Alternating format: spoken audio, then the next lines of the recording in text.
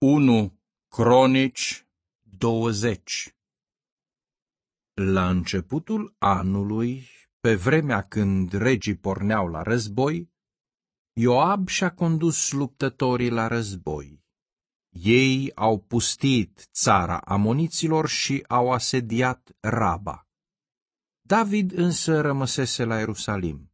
Ioab a cucerit Raba și a distrus-o. David a luat de pe capul regelui lor coroana care cântărea un talent de aur și care era împodobită cu pietre prețioase. Ea a fost pusă pe capul lui David. Prada luată din cetate era foarte multă. Pe locuitorii cetății i-a scos afară și i-a pus să muncească cu ferăstraie, cu grape de fier și cu securi de fier. La fel a făcut David și cu celelalte cetăți amonite. Apoi David s-a întors la Ierusalim împreună cu întreaga oștire. După aceea a avut loc o bătălie împotriva filistenilor la Gezer. Cu acest prilej, hușatitul Sibecai l-a ucis pe Sipai, unul dintre urmașii refaiților.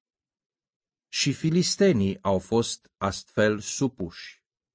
În timpul unei alte lupte cu filistenii, Elhanan, fiul lui Iair, l-a ucis pe Lahmi, fratele lui Goliat, Ghititul, care avea o suliță al cărei mâner era ca sulul unui țesător. S-a mai dat o luptă la Gat.